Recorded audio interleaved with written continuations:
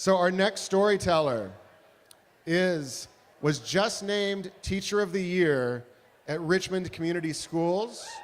Yeah? So obviously that already comes with a certain amount of like money and fame. So this is just gravy. She's an art teacher at Star and Vale Elementaries. She's also handy with power tools, and if you're nice, or at least if your wife is friends with her, she will do the tricky parts of remodeling your bathroom. So that's awesome. So please welcome to the Warp and Woof stage, Trish Peters.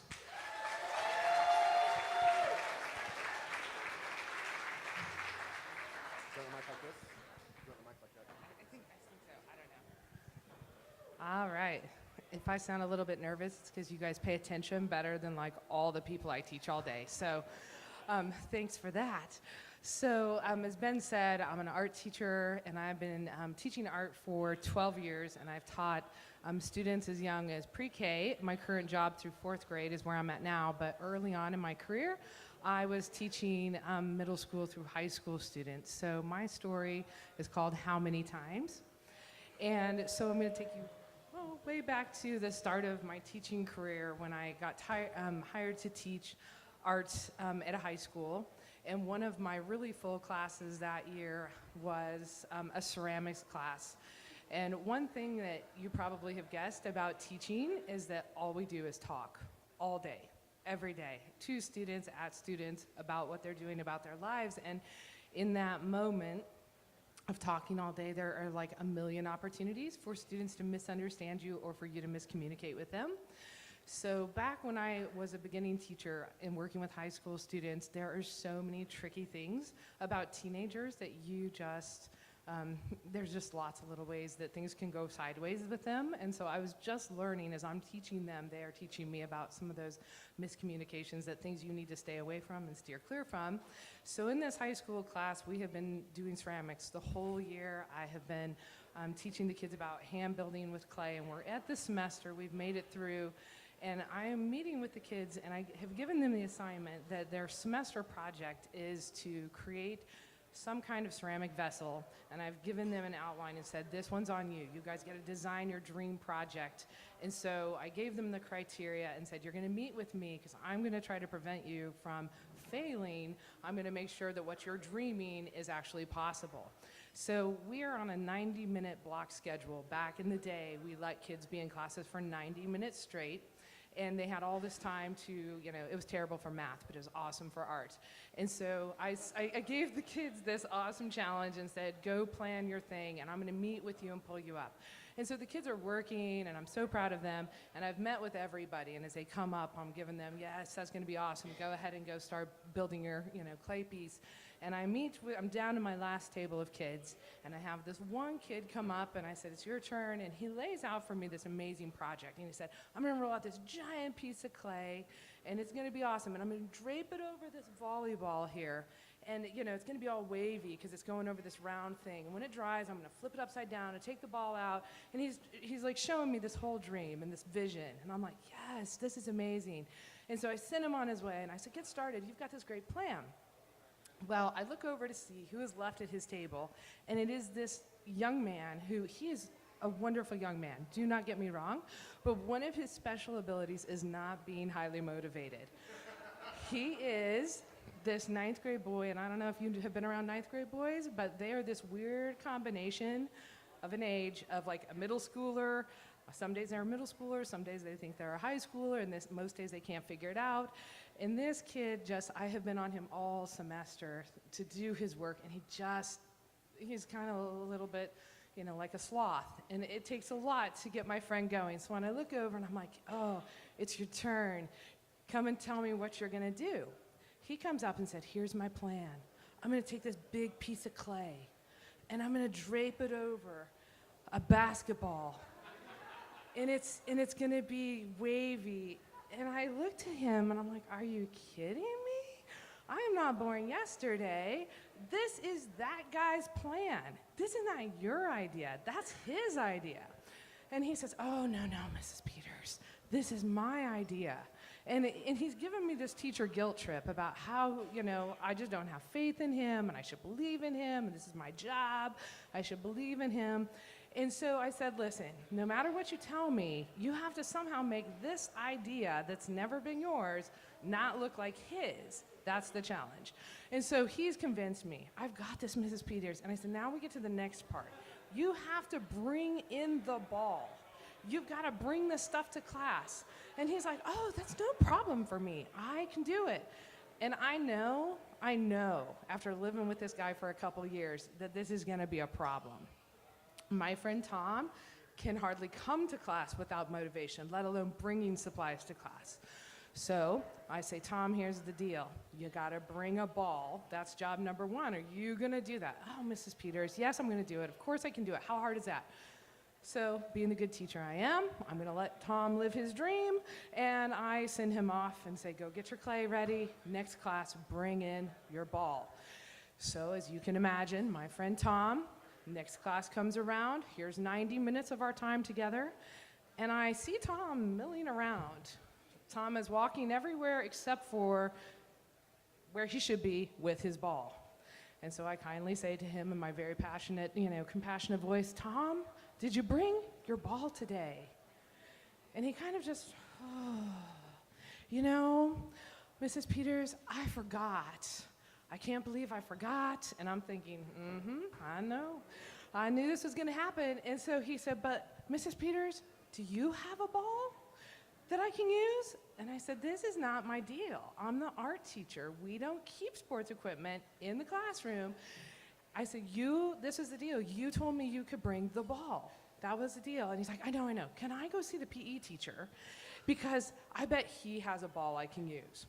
Now, I know, sidebar, the people in Indiana really like basketballs, and they like them clean. They do not like children draping clay on their sports equipment. So in my head, I'm thinking, kid, you're going down. But I, being the great supportive teacher I am, say, here's a pass. You go talk to that PE teacher, and you see how that works. He did. He came back dejected, and he spent the next probably 60 minutes of class having nothing to do. Now, I am not the kind of teacher who is happy to just sit back and let my students just do nothing. It's just not my deal. So I give him the thing. I think maybe we should change directions. This is going to be a problem for you. Mrs. Peters, I've got this. Why can't you believe in me?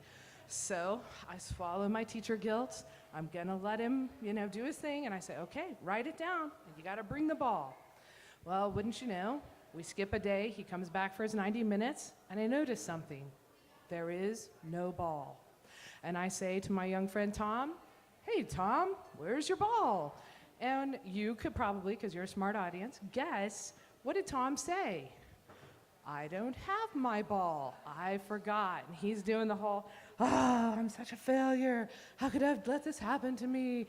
And I'm thinking, I saw it coming a mile away. And so we carry on, and then he has the audacity to look at me again and say, Mrs. Peters, are you sure you don't have a ball in your room?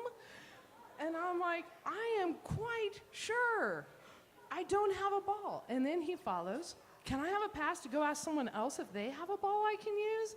And I am about to lose my mind. But I, of course, smile and say, why, yes, Tom, I will support your dream. Here's your pass. Go bother other people. And he came back empty-handed. Well, so I remind Tom, please come back to class prepared. Make yourself a note. He assured me he would, and I let him go. Well, he comes back, and we are now about on the fourth class, 90 minutes. And he walks back into class, and I notice yet again. And I say, Tom, where is your ball today? And again, Tom, oh my gosh, why does this keep happening to me? In his best ninth grade, he knew. And so I just kind of was like, oh, Tom.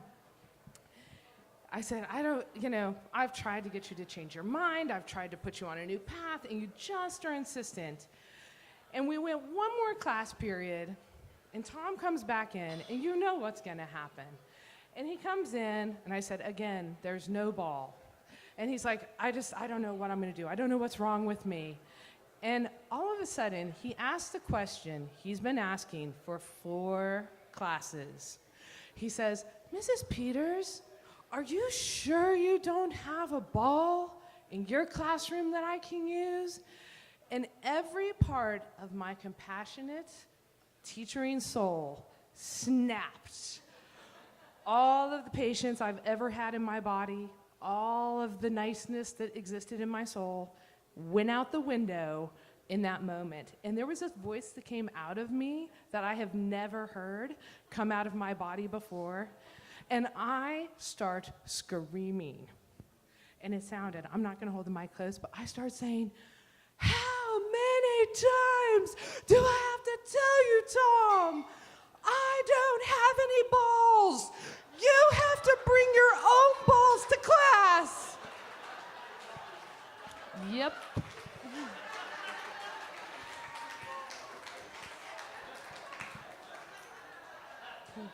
Yeah, it was super special. So, my friend Tom, as I'm looking at him, and all of a sudden, he's just like, and I notice immediately that something else is wrong because all 24 heads, aside from him, have gone, and they are staring right at me, undivided attention, which does not happen in high school, people, I'm just telling you. And everybody's like, what? And there is this panic of, how do I fix this? How do I fix this? How do I make this stop and go away? They're all staring, and I realize what I've said. I have just annihilated this 9th grade boy in a way I never meant to. And so, thankfully, I was saved by a really kind senior who is like this, good-looking, lovely gentleman. And he leans back in his seat like only good seniors can. And he goes, guys, did Mrs. Peters just tell Tom to bring his own balls to class? And you can imagine, that was all it took. Pandemonium. Pandemonium. There was no getting that class back. 90 minutes, it was done. That was all they could think about. And you can imagine that, I am like for the rest of my life, like thinking, I have ruined Tom's life. He is somewhere. And so I thought, and I give this little self-talk where I'm like, this is gonna be okay, because they don't remember anything we try to teach them. They don't. They're not gonna remember this moment. But I realized I was wrong, because for the rest of my teaching life here, right about Teacher Appreciation Day, every couple of years I get this really nice message from a student saying, hey, Mrs. Peters, do you remember me? I had the best day of my senior year in your art class where you told Tom to bring his own balls to class.